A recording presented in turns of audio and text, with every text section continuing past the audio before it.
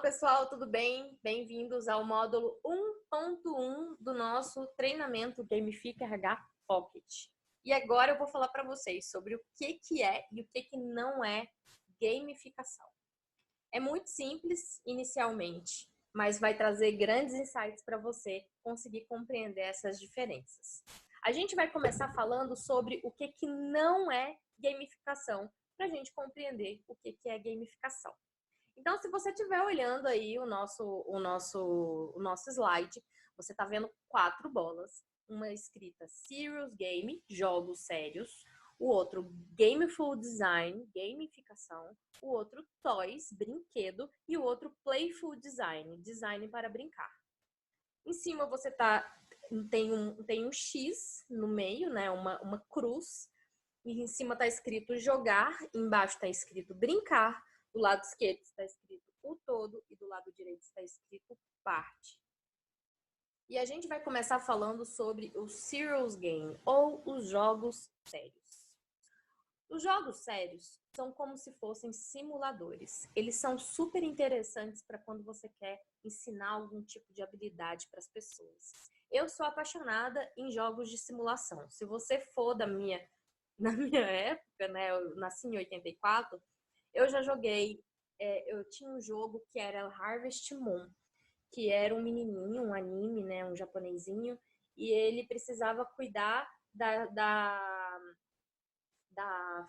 fazenda que o avô tinha deixado para ele. Então lá eu aprendi um monte de coisa voluntariamente. Lembra lá, né, do primeiro módulo que eu falei sobre o vencer obstáculos voluntários? Então lá eu precisei aprender quais eram as verduras que davam na primavera, quais eram as verduras que davam no inverno, frutas e por aí vai. Eu precisei aprender a pescar. E dentro da casa dele, ele conseguia fazer pratos, dishes, né? Pratinhos de comida. E era super interessante porque era super realista. Se você juntasse ali o azeite com o ovo, você podia ter a opção de fazer ou um ovo frito ou um ovo mexido. E aí ele ia tipo para um caderninho de possibilidades de pratos para você fazer. E eu achei isso super interessante. E o mais legal ainda é que isso foi para minha realidade. Eu tinha aproximadamente 13 anos. Eu lembro nesse dia que eu comecei a jogar, eu não parei de jogar. Eu tinha acabado de pôr óculos. Eu lembro que eu tava com dor de cabeça. Nossa, tá sendo nostálgico aqui lembrar disso. Mas eu lembro que eu tava com dor de cabeça e eu não conseguia parar de jogar o Harvest Moon por conta dessa partezinha aí das comidinhas. E foi interessante porque eu aprendi a cozinhar através disso. Eu podia testar algumas receitas. Muitas vezes eu queimava as receitas. Ou então, sei lá, se eu misturasse morango com peixe, dava ruim no final, sabe? E aí você tinha que jogar fora. Então eu comecei a conceituar quais eram os ingredientes, inclusive, que eu podia unir. E eu podia fazer receitas diferentes. Se você for olhar, eu trouxe isso para minha realidade. Então, os jogos sérios, ele traz justamente esses benefícios. É uma forma menos arriscada de você, por exemplo, aprender a cozinhar. Concordam comigo que eu não precisei mexer com fogo aos meus 13 anos de idade? Eu consegui adquirir um conhecimento do que dava certo, do que não dava, de tempo de cozimento dos alimentos, para depois ir para a prática real. Então, tem muitos simuladores hoje que são necessários justamente para não colocar a vida em risco daquelas pessoas que estão envolvidas. Por exemplo, na Universidade de Brasília, no hospital da Universidade de Brasília, tem um robozinho. Esse robozinho que está bem parecido aí com essa imagem do nosso slide, onde ele simula um infarto. E eles usam esse robozinho para treinar médicos, enfermeiros, paramédicos. Por quê? Pelo motivo mais óbvio. Não vamos esperar uma pessoa estar tendo um infarto para que você consiga de fato ajudá-lo. Então a gente faz isso utilizando simuladores e foi muito eficaz. Já tem estudos mostrando que há muita eficácia nesta forma de aprendizado. Então você pode, por exemplo, treinar uma etapa de um processo dentro da sua organização, você pode treinar profissionais de RH a fazerem, ou líderes de RH, gestores, a fazer uma entrevista. Então você pode criar ali simulações. Vamos ver uma outra simulação que eu gosto muito, que é o Bridget Fun 9. O Bridget Fun, ele... Deixa eu baixar o volume aqui um pouquinho. O Bridget Fun, ele é um jogo utilizado pelo exército americano para treinar o seu exército. Por quê? Porque o Bridget Fun, ele traz não só a comunicação entre as pessoas que estão jogando, né? Se você for ver, eles estão conversando. Ó.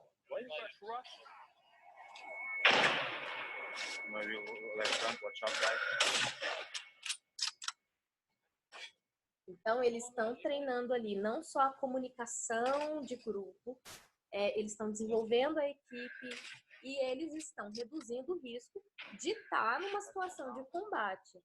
Então, aqui, nesse caso, você morre só ilusoriamente, mas você consegue ali, olha, ali, eles fazendo uma compressa. Então, você consegue treinar muito das habilidades necessárias para pessoas do exército. E não tenho certeza das fontes, mas eu ouvi dizer que o exército americano, ele costuma olhar o ranking do Bridget 9 Fun e ele gosta de convidar algumas pessoas para fazer parte do exército, aqueles que estão melhor no ranking.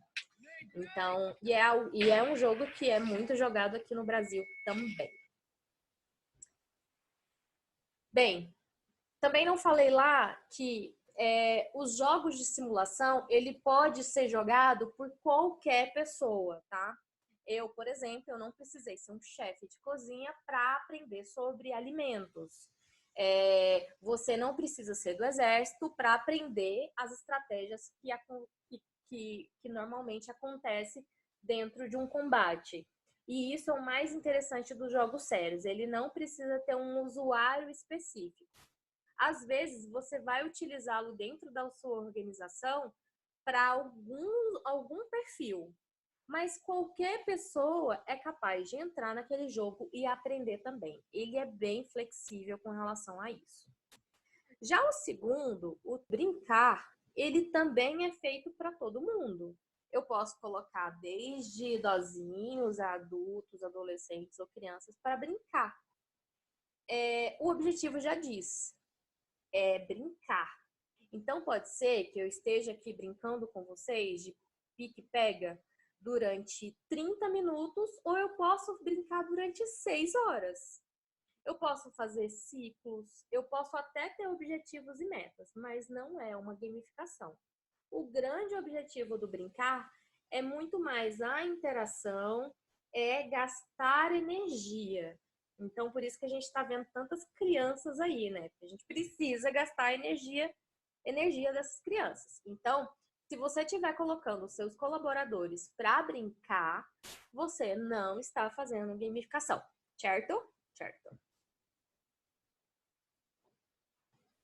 A terceira etapa, que também não é gamificação, mas é muito utilizada, inclusive pessoas utilizam falando que é gamificação e não é, são os designs para brincar.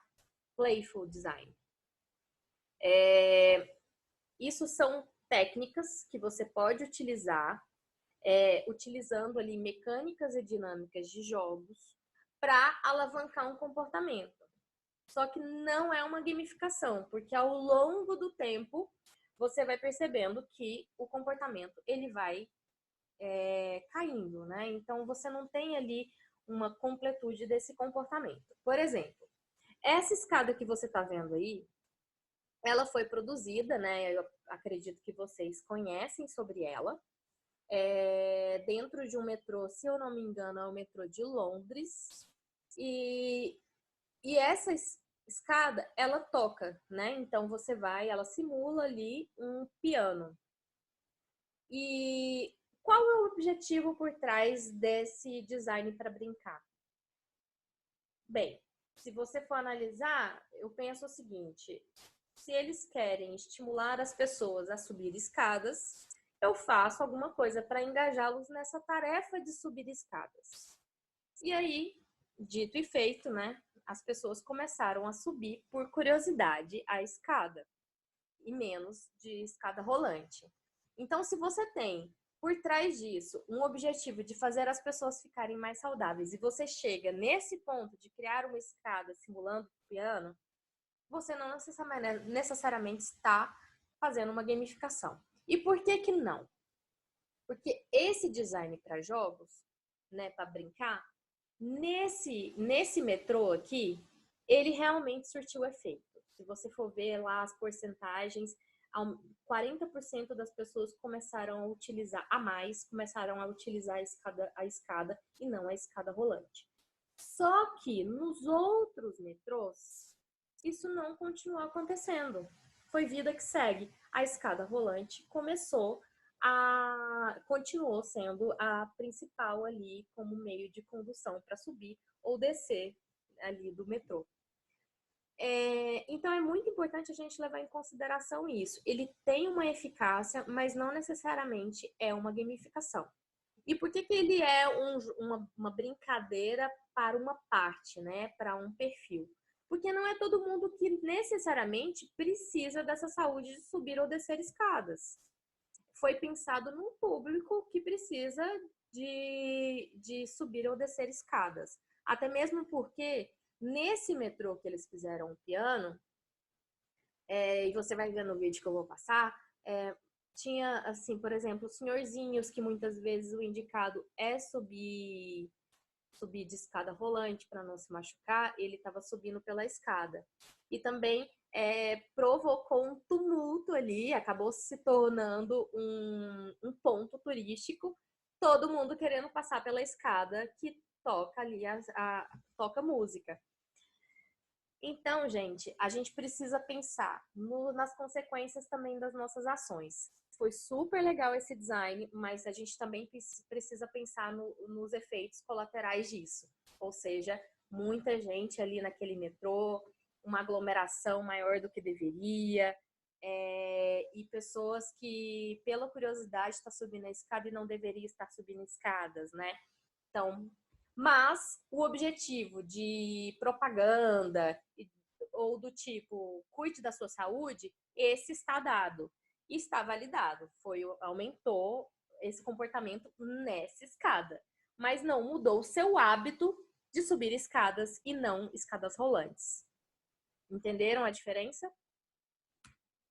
E aí eu trago para vocês um videozinho que ele mostra alguns designs bem interessantes que eu vou falando para vocês.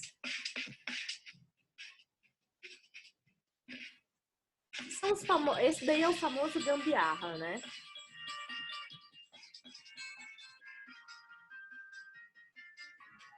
Então, vamos pensar, é um skate que tá no caminho, né? Então, super legal. Mas para quem é essas pessoas, né? Por que eles resolveram fazer isso? Então, começa a pensar qual era o perfil que estava por trás disso. Porque se eu vou no supermercado e tem um negócio desse para os meus filhos, isso vai dar muito problema. Ou alguém pode cair. Então, existem efeitos colaterais naquilo ali.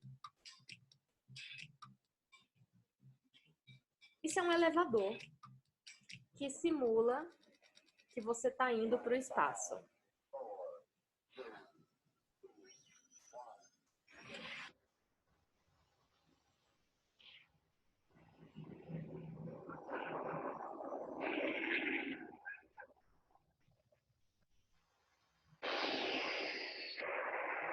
Bem, você já deve imaginar a fila que fizeram fora desse elevador, justamente por conta dessa brincadeira. E eu não consegui até lá qual é o objetivo, a não ser agregar valor ali naquele shopping.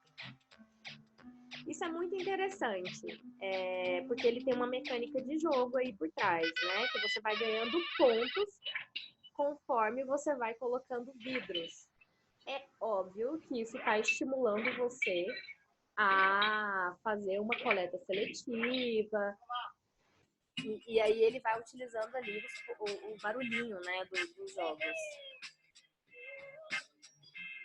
Isso em tempo de coronavírus pode ser super interessante. Você está estimulando as pessoas a utilizar o álcool em gel. Mas você precisa compreender que as pessoas, elas são curiosas. Então, essa menina aqui, ela volta. Você vai ver que ela vai voltar. Olha lá. Botaram o álcool de novo, sendo que não tinha necessidade. Só pela curiosidade ali do barulhinho que ia fazer. E se você for avaliar, ela vai ser surpresa no início, mas depois ela vai entrar na rotina e não vai ser tanto surpresa assim. Por isso que o comportamento ele vai mudando, porque ele não trabalha a motivação por trás, e sim aquele hábito ali no presente. Esse daí também é super interessante, porque é um barulho, né, que parece que não tem fundo, que você vai jogando lixo ali dentro, e obviamente ele está estimulando você a jogar lixo no lixo. Aí eu até trago isso para os meus alunos, né? É super interessante, porque não são todos os lixos que tem isso daí, né? Então, provavelmente, esse lixo vai estar mais cheio, mas eles conseguiram arrecadar 72 quilos a mais de lixo, porque as pessoas realmente queriam jogar para testar aquilo ali. Essa é a nossa fatídica escada que eu dei de exemplo ali no início da nossa fala.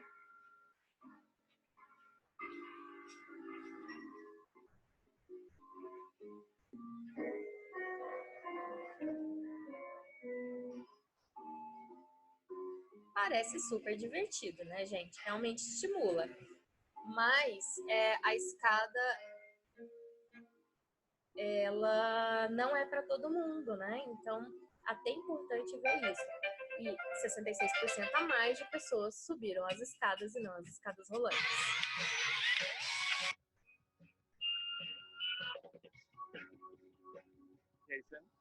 And that money goes in a pot, but if you're obeying the law, esse daqui é super interessante, eu vou explicar para vocês o que é.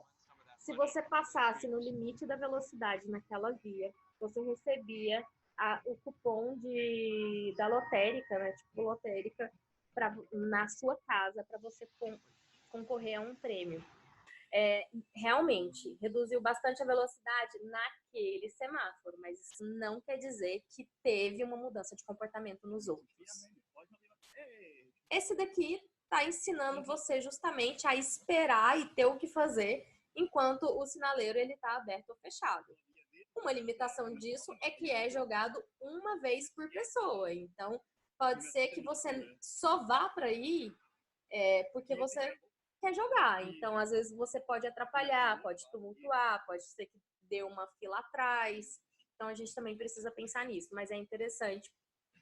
O objetivo, tá claro, né? Qual é o objetivo? Não ultrapasse enquanto o sinal estiver aberto. E isso é simplesmente uma brincadeira, um jogo real, né? Que talvez eles tenham por trás disso querer movimentar mais a loja, gerar mais movimento, isso é super legal. E as pessoas ficam jogando ali do lado de fora. E por último, isso aí utilizando a tecnologia, né? Onde o restaurante ele tem uma tela, a Samsung ela já utiliza muito esse vidro, né?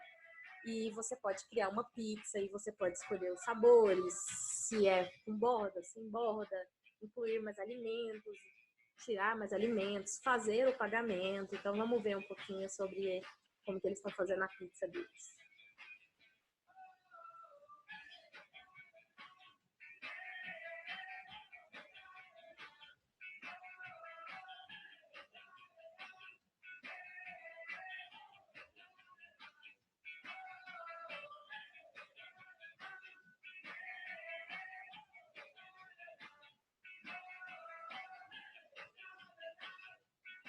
E aí você pode escolher como que você vai pagar, você só coloca o seu celular. Eu fui uma vez em Nova York no laboratório da Samsung e eles fazem justamente esses vidros interativos que você consegue utilizar para várias coisas. E se você coloca o celular, em cima você consegue fazer várias funções no ouvido através das funções do seu celular. Bem, e gamificação, né? Então a gente já viu aí o que é o brincar, que o brincar é para todos. A gente viu que os jogos sérios também é para todo mundo, mas é um jogo, né? Um tipo de jogo principalmente para simulação, aprendizado. A gente viu o playful design, que são os designs para brincar, que é para uma parte, que tem um perfil ali que você está querendo atingir. E por último, os jogos também focados num público específico, que é o gameful design ou gamificação. Eu trouxe aqui o exemplo do Samsung Nation. Samsung Nation é um espaço de interação entre usuários da Samsung dentro do site da Samsung. O objetivo deles, através dessa gamificação, foi justamente aumentar o tempo que aqueles usuários ficam ali dentro do site. Porque eles conseguiram avaliar que quanto mais tempo as pessoas ficavam dentro do site, mais elas se sentiam empoderadas de ser parte da Samsung, eles podiam ajudar outros usuários e eles iam ganhando pontos para trocar por mais produtos da Samsung. Ou seja, um ciclo vicioso ali também, né? Então, o objetivo estava muito claro. Eles queriam alavancar as vendas e foi muito bem sucedido. Se você for ver, ele tem um ranking onde você consegue visualizar quem está em primeiro, quem está em segundo, quem está em terceiro e por aí vai. Embaixo, ele fala como que você pode ganhar pontos. E do lado tem as atividades, né? Então, mostra ali quais são os usuários e o que eles ganharam, o que eles desbloquearam e por aí vai. Além disso, tinha também uma parte de missões que eles poderiam fazer. Então, conforme eles iam executando tarefas dentro da plataforma, eles iam ganhando pontos. Simples assim. E eficaz. E o Foursquare, que também é antigo, né? O Foursquare, ele trouxe uma funcionalidade que o Facebook acabou com o Foursquare quando ele fez isso também, que é justamente você dar check-in aonde você tá. Então, se o grande objetivo era você se tornar prefeito de um restaurante ou de algum local. Então, se você ia muito naquele restaurante, você se tornava o prefeito dele, você ganhava um badgezinho, né, de prefeito, e você tinha pontos para trocar por aquele restaurante. Então, o Foursquare ia lá, fazer a parceria com o restaurante para ver o que poderia oferecer e por aí vai. Também tinha missões, tinha formas de interação, tinha o histórico de onde você foi e tinha uma motivação muito forte por trás, que era as pessoas mostrarem ali uma parte mais social de onde você estava, num tempo real. Só que o Facebook fez isso e acabou com o Foursquare, porque aparentemente a motivação que você tem de marcar onde você está ou não é o maior ponto. Você não quer o que o restaurante pode te oferecer. Você não quer a fidelização daquele restaurante. Ou não foi o suficiente para fidelizá-lo enquanto cliente naquele restaurante. O principal aí é justamente você se mostrar e você marcar onde que você está no tempo real. E Facebook fez isso com muita propriedade, com muita rapidez, no mesmo aplicativo onde você está mostrando suas fotos, onde seus amigos estão, e acabou que o Foursquare morreu.